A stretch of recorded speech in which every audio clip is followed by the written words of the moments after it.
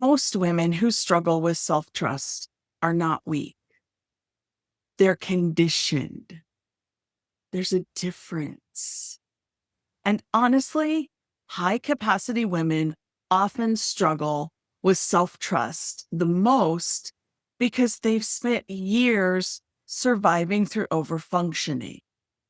These are the women everybody relies on, the dependable women, the women who figure it out, the women who keep going no matter how exhausted they are, the women who learned very early that being useful made them feel safe, vulnerable, needed, or loved. From the outside, they look incredibly capable, but internally, they second guess themselves constantly. They overthink simple decisions, replay conversations at 2 a.m. They need reassurance before making a move. They research things to death. They're always feeling guilty about rest. They feel responsible for everyone's emotional experience. And they question themselves after almost every boundary. So eventually something happens that many women don't even realize is happening in real time. They stop trusting themselves. Not all at once, quietly, gradually, through thousands of tiny moments where they override their own instincts, needs, emotions, exhaustions, intuition, and truth. That's how self-trust erodes. And I think this is important to understand because most women think self-trust is a confidence problem. And it usually isn't. It's often a nervous system problem. Women who become emotionally responsible for everyone tend to develop hypervigilance around disappointing people, making mistakes, getting things wrong, or even upsetting someone. So they overprepare, they overanalyze, overfunction, and overaccommodate. It's a lot of over. And this isn't because they're incapable. It's because their nervous system learned certainty feels safe. Life does not offer certainty. And women who spend years trying to avoid discomfort eventually stop living fully because fear quietly starts making their decisions for them. I see this all the time with clients. They can lead teams, manage households, support everybody else emotionally, handle crisis, figure things out under pressure. But when I go to ask them what they want, they have no idea. They can't trust their own decisions without polling 6 people first. And ask them to disappoint someone, that's where their nervous system blows up on. Because many of them have learned to trust other people's opinions more than their own internal knowing. And honestly, one of the biggest ways this shows up is through constant validation seeking. Now, let me be clear. Support is healthy. Wise counsel is healthy. Community is healthy. But there is a difference between healthy support and outsourcing your self-trust. Some women cannot make a decision without texting multiple people first. Should I do this? Do you think this is okay? What would you do? Am I overreacting? Does this sound stupid? And underneath all of this is usually fear. Fear of regret, fear of failure, fear of judgment, fear of being wrong. Because women who learn to survive through perfectionism often believe mistakes are dangerous. So they stay stuck in analysis, paralysis, instead of action. Meanwhile, life keeps moving, and eventually they stop feeling solid inside themselves because they've trained their brain to believe other people know better than I do. That's why rebuilding self-trust has to happen through action, not just awareness. Awareness matters. Knowing that about yourself, that matters. That's insight. That's data. That's good. But awareness alone does not rebuild self-trust. Your nervous system rebuilds trust through lived evidence. Small moments where you chose yourself differently. Small moments where you stop negotiating against yourself. So this might look like making a decision without asking 5 people first. Saying no without writing a 3-paragraph explanation. Rest without earning it. Trusting your first instinct instead of immediately doubting it and running around and thinking, I'll never get it right, I'll never do it well. Posting the video, even though it isn't perfect. Having the conversation instead of rehearsing it for 3 weeks.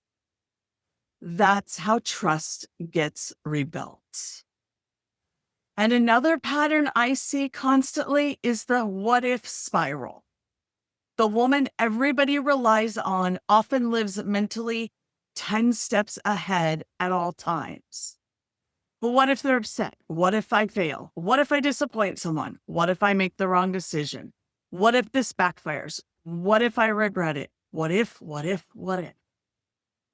And what starts as being responsible slowly becomes chronic nervous system hypervigilance.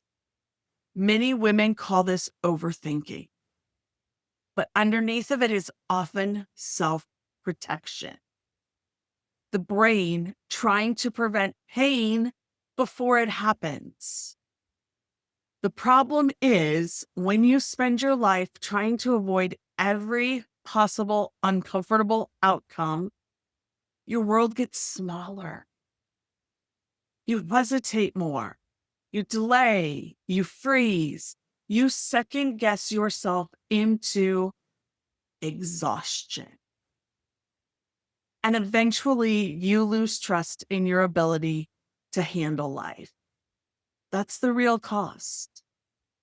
Because self-trust is not built by guaranteeing perfect outcomes.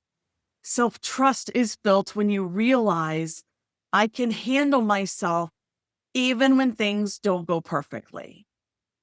That changes everything. And honestly, over-researching is another form of this. And I know because I've done it and I still do it. Yes, we want to know the information, but a lot of us are consuming non-stop information because we think one more podcast, one more book, one more Google search, one more course will finally make us feel ready. But sometimes information becomes avoidance. Sometimes we stay stuck preparing because preparation feels safer than movement. Especially for those of us who were praised for getting things right, or those who were praised for our worth being tied to our performance. Those of us who learned mistakes were unacceptable. But eventually there comes a point where action matters more than information, because confidence is not built through endless preparation. You might think it is, but it's not.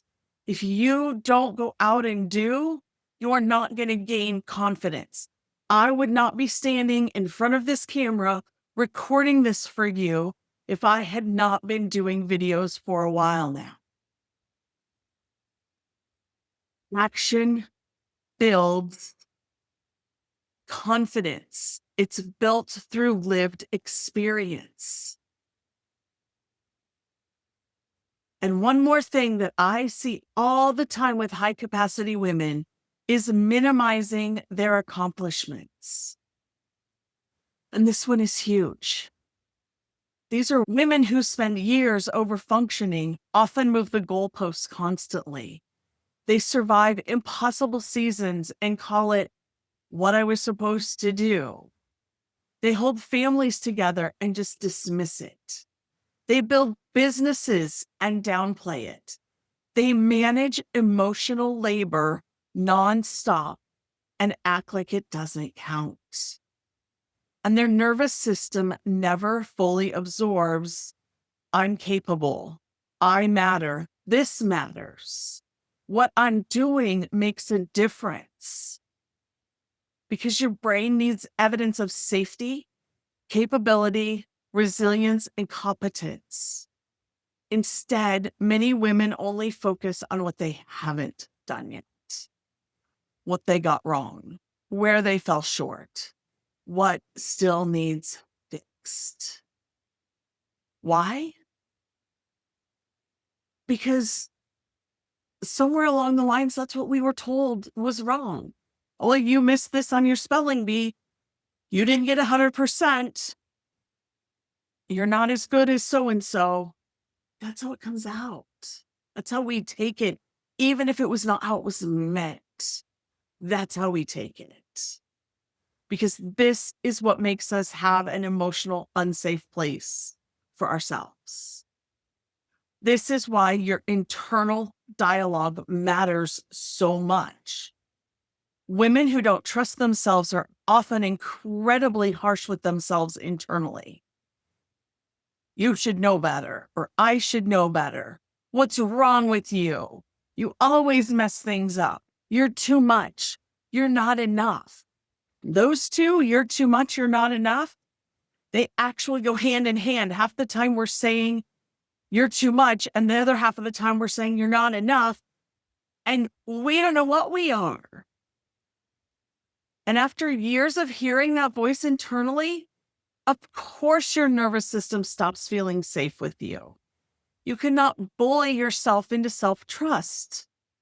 You rebuild self-trust by becoming someone your nervous system experiences as safe, honest, compassionate, consistent, not perfect. And honestly, perfectionism destroys self-trust faster than most women realize. Because perfectionism keeps women trapped in hesitation. Waiting until you're fully ready, fully confident, fully certain, fully polished. Meanwhile, life is asking you to participate now. And sure, perfectionism sounds responsible on the surface, but underneath, it is often fear. Fear of judgment, fear of failure, fear of criticism, fear of being seen imperfectly. And many women would rather stay stuck than risk being seen trying. That's why choosing yourself in real life matters so much, not conceptually, but practically. In the meeting, did you step up and ask the question you needed answered? In the relationship, did you speak up for the thing you needed? In the text you almost over-explained, did you stop and say, I simply cannot do this? In the moment you want to say yes, but your body says no, did you stop yourself and pause? Am I choosing me? In the moment you want to rest, but guilt starts screaming at you, did you lay down and give yourself rest anyway? In the moment that you stop abandoning yourself to keep everyone else comfortable, that's where self-trust is built. One lived moment at a time. And I want you to understand this clearly. You do not rebuild self-trust through thinking differently alone. Yes, thinking differently is important. Yes, it's a stepping stone. It's not the end all be all. You rebuild it through practicing differently, through setting the healthy boundaries that you need to set, through having the honest discussions, not only with yourself, but with your spouse, with your boss, with your partner, with your kids, with your friend, through sitting in that discomfort of, I don't like this feeling of guilt, but I'm not going to change my answer. Through tolerating other people's reactions and letting them own them. They're mad at you? Great. Let them be mad at you. You don't have to change to make them more comfortable. The only time that doesn't work is when you do something wrong. But in this scenario, this is not what we're talking about. You are doing things right. You're just honoring you. You're now following through on promises to yourself, allowing yourself to matter too. Because when you do all that, eventually something shifts. The dependable woman stops carrying everyone emotionally. The overfunctioning woman stops equating exhaustion with worth. The woman who spent years performing strength starts becoming emotionally honest. The woman who never trusted herself starts to hear her own voice again. And that changes everything. If you're listening to this thinking, honestly, this is me, you don't have to figure it out alone. I have a complimentary connection call where we can talk about what's keeping you stuck, where self-trust has been breaking down, what support could look like for you moving forward. So no pressure, no hard sales conversation. It's space to breathe, process, and see what might help. If that feels supportive for you, the link is below.